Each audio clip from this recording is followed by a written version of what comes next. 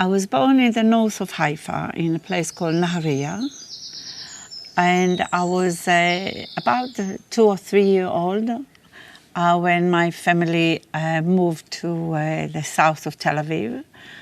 I have a vague memory of us being in a big vehicle with lots of house furniture.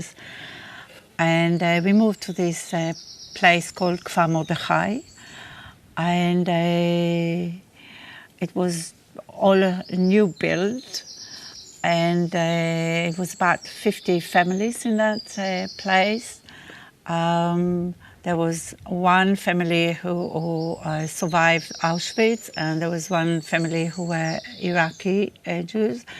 And most of the other people, the Jewish immigrants from the UK, including my parents, because my parents, they escaped Nazi Germany to Britain. My mum, family escaped into Newcastle upon Tyne, and my father family escaped to Golders Green. And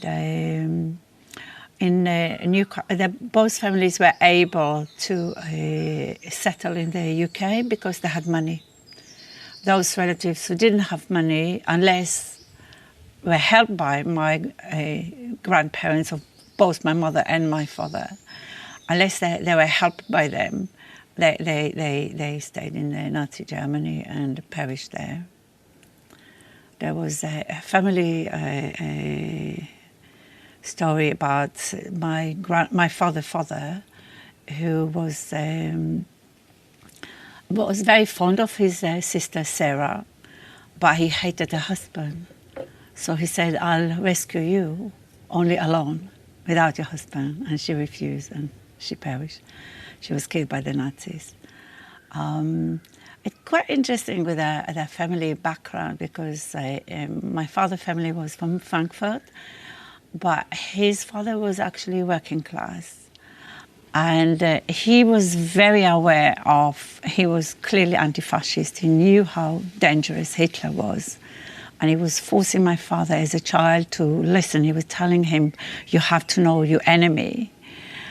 My mother's family, they were in Nuremberg, and they actually were happy with Hitler because he was against the working class, and so it was good for the business, for the factory, and they actually did not even realize they were in danger. It was October 1938. When my father was on a business trip. He was there, he just continued, like, as if completely oblivious to, especially being in Nuremberg. And it's our relative in Antwerp, in Belgium, who told him, "You're not going back."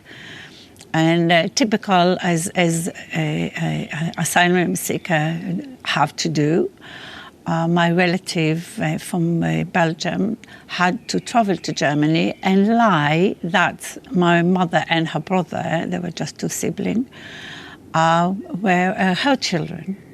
Now it is so condemned when a few people try to rescue children into the UK and falsely claim they were children. That's what you do. You need to survive. It's outrageous how they mistreat refugees. My grandmother, who never accepted, she was like saying, we are real German. Even, they were Jewish, they were practicing, both families were very, very religious. But she said, "We are real German. How could they do that to us?" Anyway, so she had to be smuggled illegally by people, smugglers, which are vilified every day in the UK. That's what you do.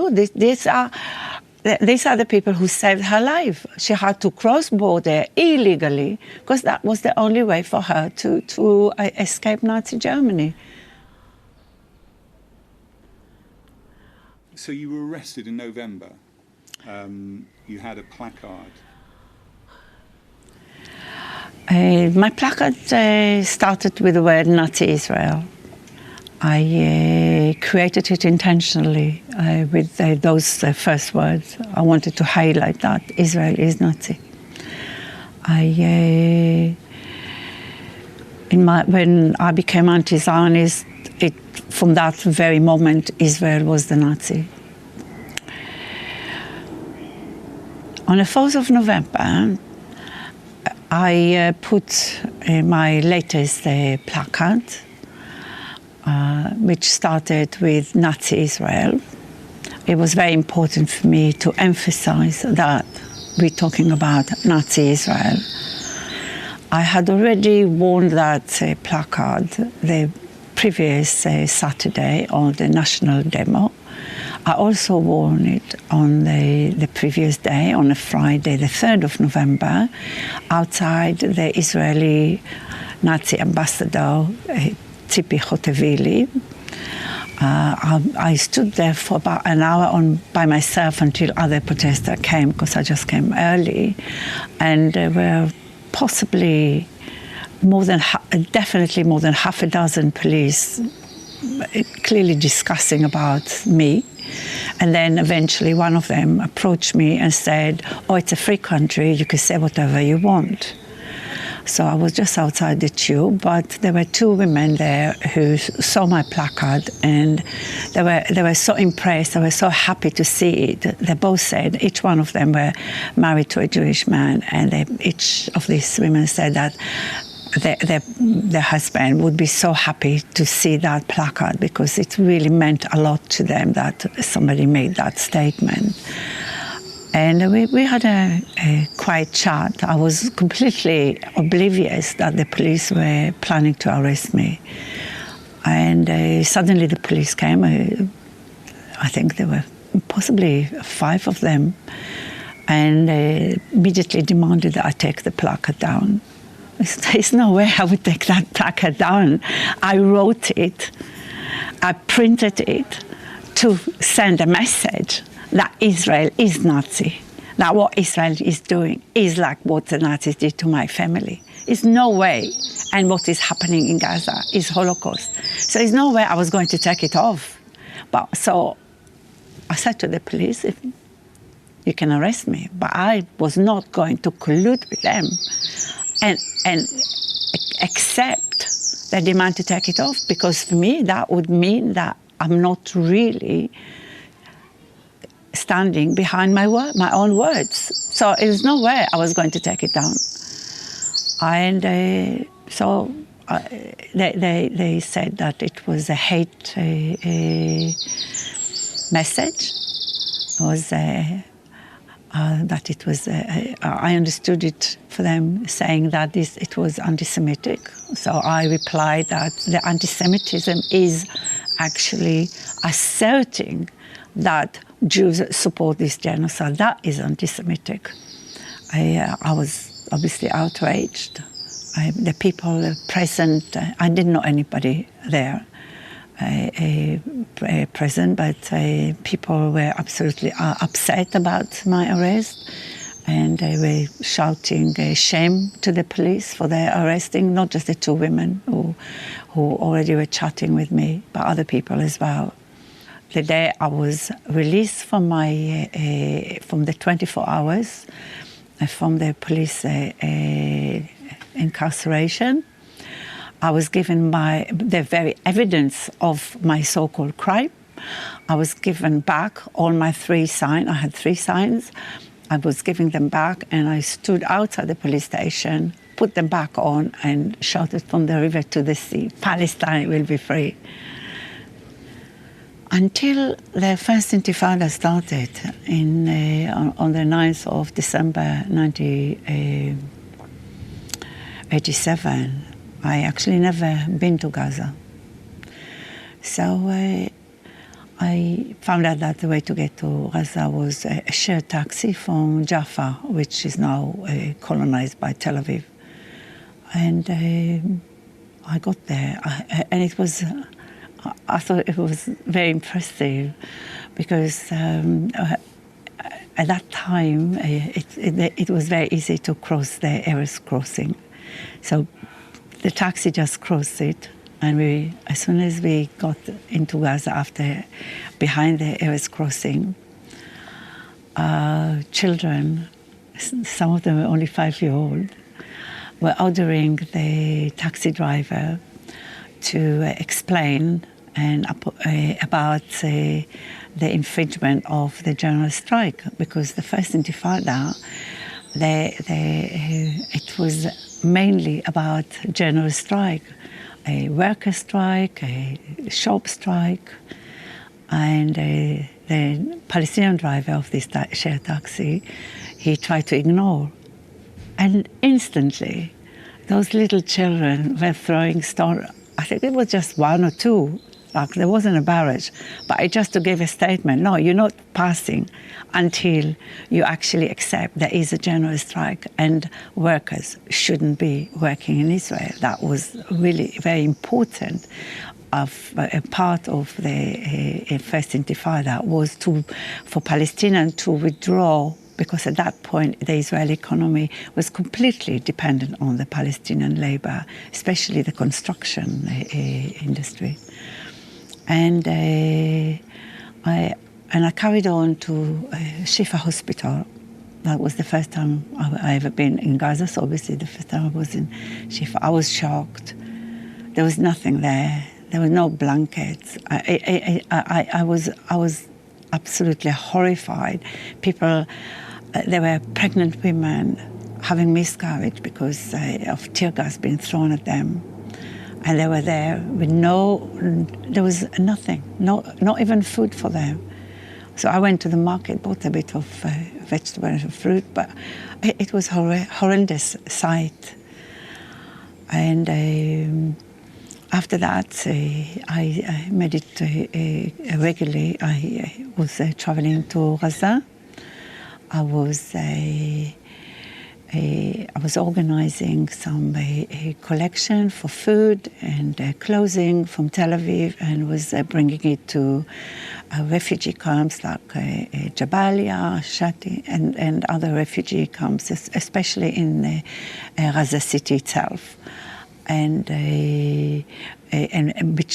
those refugee camps were under curfew for a very long period, and so people didn't have food. And one of the time I tried to fundraise for milk powder in a demonstration, an Israeli demonstration, Peace Now demonstration against occupation, and I didn't get any money there. It was quite shocking experience, actually, because almost every Israeli I was addressing at that protest, they were saying, "Oh, let them die until there is a political solution." So that tells you everything you need to know about Peace Now and the Israeli peace movement in general. I was in very close contact with the Palestinian resistance. Many of them risked even talking to me, because they were unlikely to put me in prison, definitely not likely to torture me, because when Israel wanted to coerce Israeli activists to make admission, they were torturing our Palestinian friends. So the Palestinians were risking, and there were a lot of them. Almost everyone I knew was arrested. But they were so beautiful people. They were so amazing. And I have to say, at that point, Hamas was just founded. Hamas was founded at the same time as the first Intifada started. Hamas was only interested in during the first 14 months of the Intifada. Hamas was only concentrating on suppressing Palestinian women and excluding them from the struggle. So they put a lot of pressure on women to cover their hair and participate less and less in the uprising. So the rest of Israel obviously was very happy to have Hamas as to cause, first of all, a division between the Palestinian population. Israel always aim was to cause a civil war among Palestinians, which I have to say I'm really, really grateful that never materialized, but Israel never stopped trying to have a civil war among Palestinians. After months of going to Gaza with food, with clothes, on the 31st of May 1988, a few of us feminists in Tel Aviv, we met with the feminists from Jerusalem, and we all were Israeli women, and discussed about the severe oppression of the Palestinians, and in particular about the condition of the prisoners. Prisoners, like now, of course, now it's a much more massive scale. The scale is different, but then, like now, nobody knew where the prisoners were held. People were disappearing. The lawyers didn't know where the prisoners were. The families definitely didn't know where the loved one was. So we decided to start as a group to support Palestinian women prisoners, women political prisoners. So I started to visit Gaza every week, and the same also occupied West Bank and occupied Jerusalem. This was before there was any mobile, and most Palestinians in the refugee camps didn't have any phone. So the only way for them to hear any news from the loved one was me actually physically going to visit the family and bringing to them the news, and vice versa. They would tell me anything they wanted to tell their prisoners, and then I would convey that to the lawyers who were visiting them. Arabic became really, really good. I always wanted to speak Arabic, and because I was only meeting Palestinian women in the occupied territories, the women usually could only speak, most of them could only speak Arabic, so that was my chance. I was so pleased. So my Arabic accent was also very good, but my body language, me walking in the street on my own, or walking into people's home, everybody knew I was Israeli. There was no way, every Palestinian knew that. I love going to Gaza. I love going to the West Bank. It was really meeting beautiful people. And I absolutely had no racism in them at all, unlike the society I came from, unlike the Israeli society. That was a pernicious racism. And this beautiful society, the Palestinian, was so much the opposite, so much nothing like the Israeli society. And to defame them in the way they have, which obviously they did. They're doing it because that's the only way to exterminate people. In the same way, they had to vilify my family during Nazism, during fascism, in order to exterminate them. Because part of the extermination of people is first to deny they exist. That's why in Britain now they try to say that we couldn't wave the Palestinian flag, etc., etc. They try to deny they exist, and they try to deny that their humanity. Because then, if they are not, there is no humanity in them, then they can be just they're expendable. They can be just annihilated, which is what Israel is doing. There are lots of Palestinian feminists. Currently, one of them is in prison. She's on administrative detention. Khalida Jarrar is a member of the legislative, Palestinian legislative. She's a feminist. She was the head of Adamir, a human rights organization. When we had participated in a conference in East Jerusalem, we all together been subjected to tear gas into the conference hall by the Israeli occupation. So when there was no longer resistance, and I felt like my next stage in life was to have normal life, I felt I couldn't have normal life among Israelis.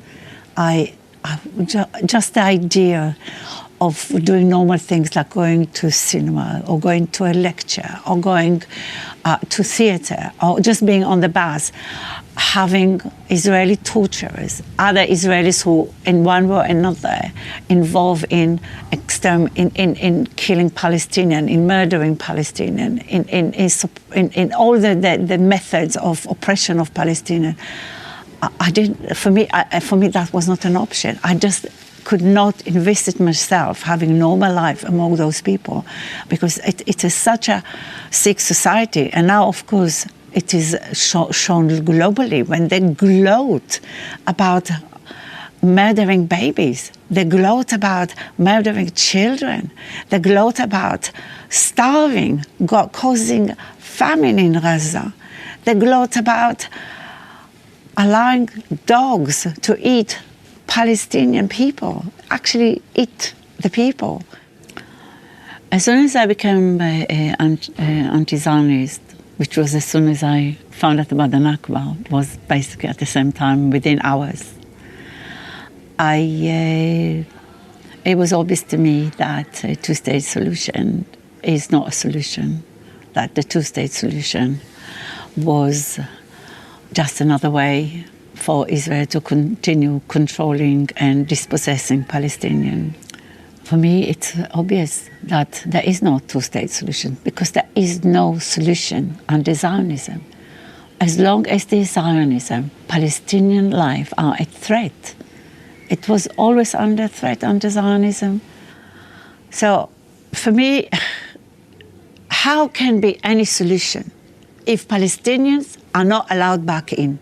If Palestinians are not allowed back into their homes? We Israelis, and I would be happy going back to Palestine. I was trained as an electrician. I'm happy to work as an electrician. I'm not young anymore.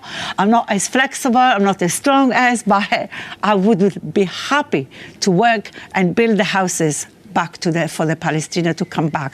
And that's what every Israeli should be doing. We should be welcoming them. We should enable them to come back. And we should compensate those Palestinians who make the choice not to come back. But every Palestinian should have the choice, the right to choose whether they want to go back to Palestine, to Jaffa, to Haifa, to Ascalon, to all the, or Bashit, to all the places, on Yibne, for all the places that have been ethnic cleansed from.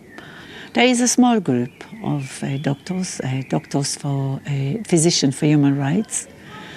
I was actually had some connection when it was founded. It was founded by Ruchama Marathon, and when she planned to go for the first time to Gaza as part of starting this new group of Physicians for Human Rights. All her friends asked her, "Oh, please don't go. It's really dangerous for you." This is the time of the first Intifada. "Oh, it's really, really dangerous." And I keep telling her, I was reassuring her, "Don't worry, nothing will happen to you. They are the most beautiful people." And she went to Gaza, and she did find beautiful people, and nothing happened to her. But all those people who tried to prevent her from going, who pretended that they cared for her, that they worried for her safety, they didn't call back to say, "Oh, are you still okay?" Because they knew it was a lie. They knew it was just propaganda, just hasbara, to try to dissuade her from linking with Palestinian doctor. They didn't want to link with Palestinians.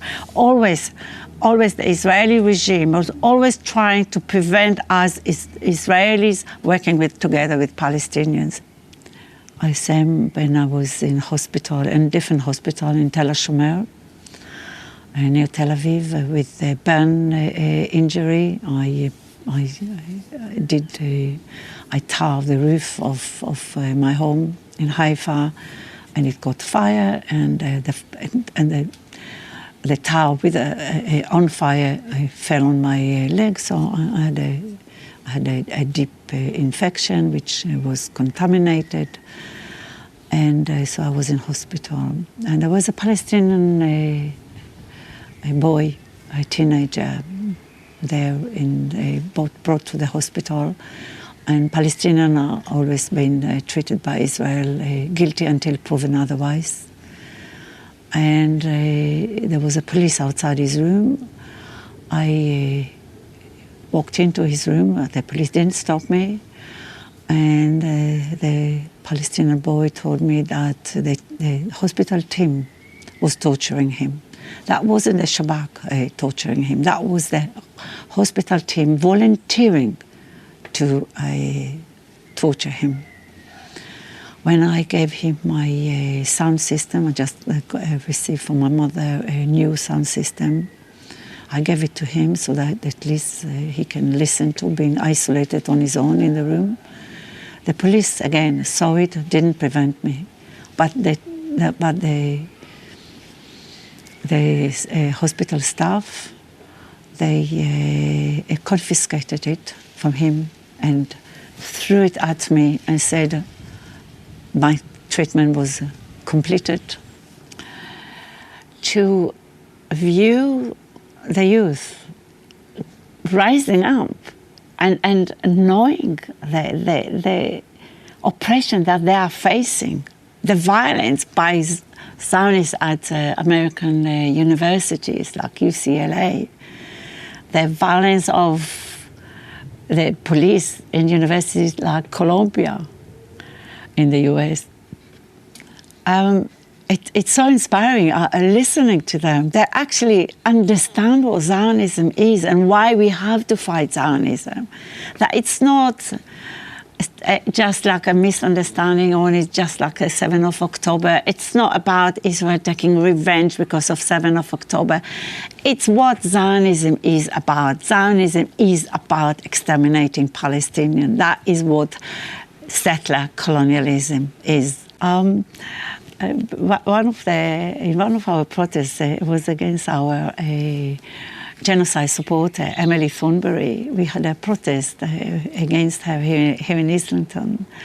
And the woman who was calling the shouts, globalized the Intifada, she was arrested for it. The megaphone was taken, she was kept overnight. She was charged. The megaphone was taken as if is evidence of her crime for calling globalized Intifada. But hey, the Intifada now is globalized. That's how it looks. Those encampments, when students rise up and say, no, we want universities to divest from Israel. We want universities to divest from the arms industry. We want to isolate Israeli university. This is so crucial demand. It's so important. 50 universities in Spain are now, the students are coordinating that plan to isolate and stop colluding with Israeli university, because Israeli universities like Tel Aviv, like the Hebrew University, they're totally part of the occupation. The inspiring, amazing action like Palestine action, direct action, when actually smashing the Israeli factories. Elbit started in Haifa, where I did my studies,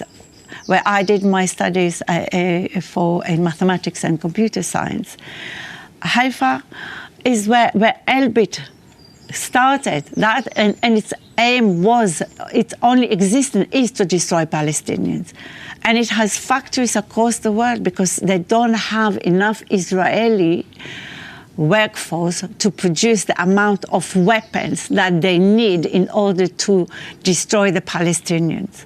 And what? Against what? Palestinians don't have air force, they don't have tanks, they have hardly just bare hands with explosive that they can make from unexploded explosive from that Israel throws at them.